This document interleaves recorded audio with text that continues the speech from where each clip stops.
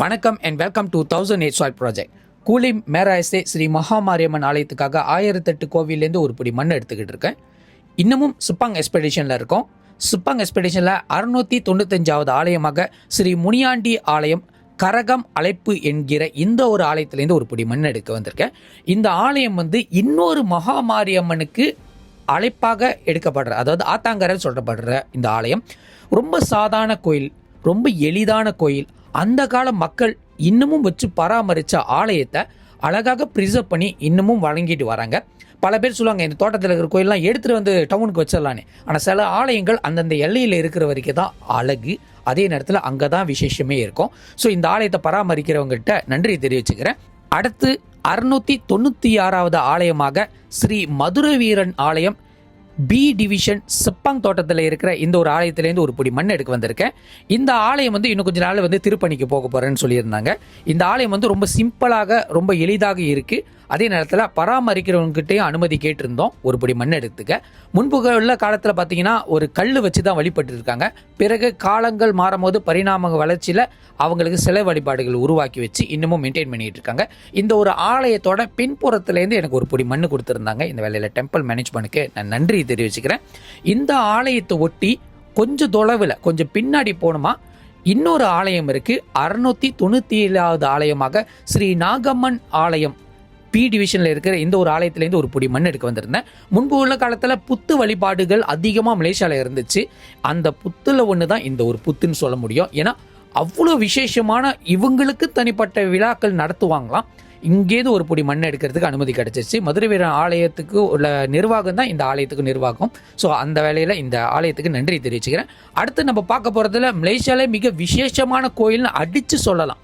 698வது ஆலயமாக முனியாண்டி ஆலயம் B division Sepang தோட்டத்தில் இருக்கிற இந்த ஒரு ஆலயத்துக்கு ஒரு பிடி மண் எடுக்கிறதுக்கு அனுமதி கிடைச்சு. இந்த மாதிரி ஆலயங்கள் பார்த்துருக்கீங்களா? இருந்தால் கீழே இருக்கிற கமெண்ட் செக்ஷனில் சொல்லிங்க. முனியாண்டி, அதாவது பாதியா இருக்கிற ஒரு முனியாண்டியை இன்னமும் வச்சு வழிபட்டுக்கிட்டு வராங்க. ரொம்ப அழகாவும் ரொம்ப விசேஷமாகவும் அதே நேரத்தில் கொஞ்சம் அகலமாகவும் இருந்தார். பார்க்க சின்னதாக இருக்குதுல, ஆனால் கிட்டத்தில் பார்த்தா தெரியும் ரொம்ப அகலமாக இருந்தார்.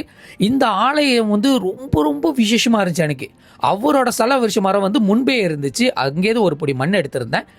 ஆலய நிர்வாகத்துக்காரங்களுக்கு நான் நன்றி தெரிவிச்சுக்கிறேன். நம்மளுக்கு அனுமதி கொடுத்ததுக்கு. கண்டிப்பாக சிப்பாங் தோட்டத்துக்கு வந்தால் இந்த ஐயனை ஒரு தடவை பார்த்துருப்போங்க. 699வது ஆலயம் இந்த எல்லைக்கு 2வது தாய் கோயிலாக இருக்கின்ற ஸ்ரீ மகாமாரியம்மன் ஆலயம் பி டிவிஷனில் இருக்கிற இந்த ஒரு ஆலயத்திலேருந்து ஒரு பிடி மண்ணை எடுக்க வந்திருந்தேன். அம்பாளை பார்த்தவங்களுக்கு மட்டும் புரியும். ஒரு தனிப்பட்ட மகாராணி தனியாக ஒரு கோட்டைக்குள்ளே உக்காந்து இந்த ஊரே ஆழ்ந்துக்கிட்டு இருக்காங்கன்னு சொன்னால் அதை பார்க்குற கண்ணு பார்த்தா சொன்னோம். அவ்வளோ அழகாக இருந்தாங்க, ரொம்ப விசேஷமாக இருந்தாங்க. பார்க்கும்போது மனசுக்கு அவ்வளோ நிறைவாக இருந்துச்சு. அம்பாள் மண்ணுக்கு கண் கலங்கி நின்றுதான். அத்தா தனியாகவே இருக்கீங்களே எப்படி ஆத்தா அப்படின்னு சொல்கிற மாதிரி ஒரு வார்த்தை இருந்துச்சு. மனசு அப்படியே தேங்கி நின்றுச்சு அந்த ஒரு கவலையும். ஏன்னா அவ்வளோ பெரிய இடத்துல, அதாவது பெரிய கிளாப்பா சைடு இடத்துல தனியாகவே இருக்காங்க. ஆனால் என்ன ஒரு பெரிய விசேஷம்னா இவங்களுக்கு பூஜைகளை செஞ்சுட்டு போகிறதுக்கு ஆள் வராங்க. கோவில் அழகாக பராமரிச்சுக்கிட்டு இருக்காங்க. பார்க்கவே ரொம்ப அழகாக இருந்துச்சு. இவங்களுக்கு தனிப்பட்ட பூஜைகள் நடத்துவாங்கன்னா அப்போ ஆளுங்க ஏறத்தால ஒரு 2000லேருந்து 3000 பேர் திரண்டு வருவாங்க. சாப்பாடு அப்படி ஓடுமா. அவங்களோட வாசப்படி மண்ணை எனக்கு அனுமதியாக கொடுத்துருந்தாங்க. இந்த வேலை டெம்பிள் மேனேஜ்மெண்ட் நன்றி தெரிவிச்சுக்கிறேன். அடுத்து 700வது ஆலயமாக ஸ்ரீ குபேர காளியம்மன் ஆலயம் சி டிவிஷன் சிப்பாங் தோட்டத்திலேருந்து ஒரு பிடி மண் எடுக்க வந்திருக்கேன். குபேர காளியம்மன் முதல் தடவை பார்க்குறீங்களா? இல்லை இவங்க தான் உங்கள் குலசாமியா? இந்த இலையில தான் இந்த அம்பாள் இருக்காங்க. இந்த ஆலயத்தோட தலைவரும் அவங்களோட கமிட்டி மெம்பர்ஸும் இந்த இடத்துக்கு வந்திருந்தாங்க.